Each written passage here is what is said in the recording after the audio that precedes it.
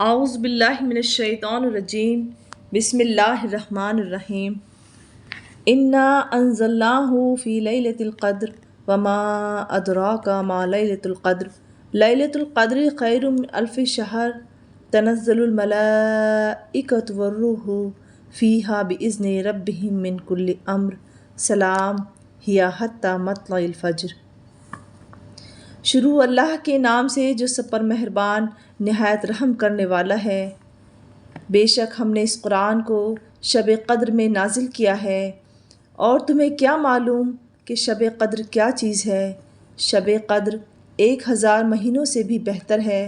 اس میں فرشتے اور روح اپنے پروردگار کی اجازت سے ہر کام کے لیے اترتے ہیں۔ وہ رات سراپا سلامتی ہے فجر کے طلوع ہونے تک۔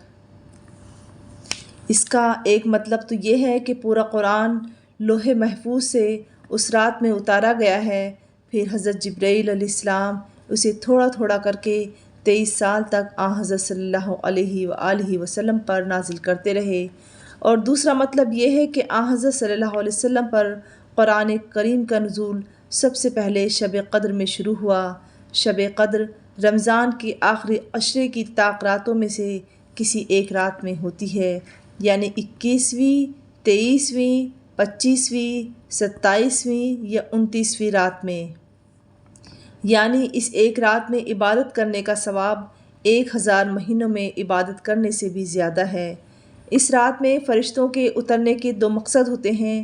ایک یہ کہ اس رات جو لوگ عبادت میں مشغول ہوتے ہیں فرشتے ان کے حق میں رحمت کی دعا کرتے ہیں، اور دوسرا مقصد آیت کریمہ میں یہ بتایا گیا ہے کہ اللہ تعالیٰ اس رات میں سال بھر کے تقدیر کے فیصلے فرشتوں کے حوالے فرما دیتے ہیں تاکہ وہ اپنے اپنے وقت پر ان کی تعمیل کرتے رہیں۔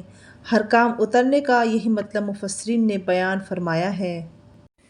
اللہ رب العزت سے دعا ہے کہ وہ ہم سب کو یہ رات ہماری زندگی میں ضرور نازل فرمائے اور نصیب فرمائے۔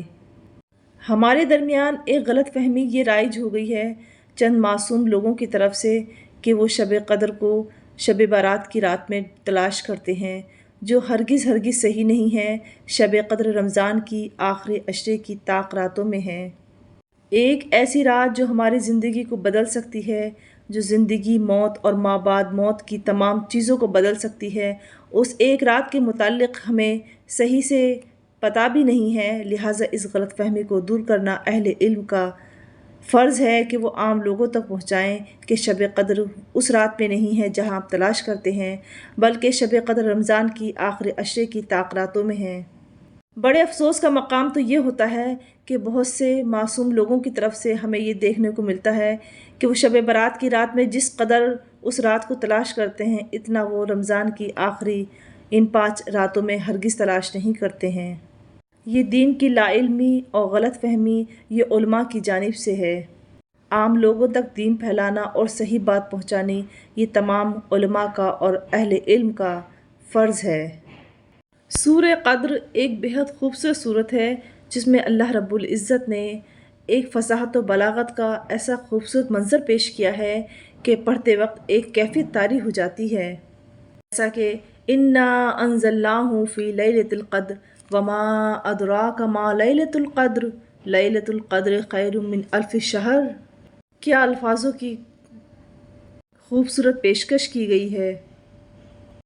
اس میں الفاظوں کو بامعنی کرنے کے لیے اس انداز سے پہلے سوال اور اس کا جواب دیا گیا ہے۔ اللہ رب العزت خود فرماتے ہیں کہ ہم نے اس قرآن کو شب قدر میں نازل کیا ہے، اس کے بعد فوراً سوال کیا ہے کہ وما ادراک ما لیلۃ القدر، کہ تمہیں کیا معلوم کہ شب قدر کیا چیز ہے؟ پھر اللہ رب العزت خود جواب دیتے ہیں کہ لیلۃ القدر خیر من الف شہر، کہ شب قدر 1000 مہینوں سے بھی بہتر ہے۔ سبحان اللہ۔ اللہ رب العزت کی بارگاہ میں دعا ہے کہ اس سال وہ ہمیں یہ رات ضرور نصیب فرمائے۔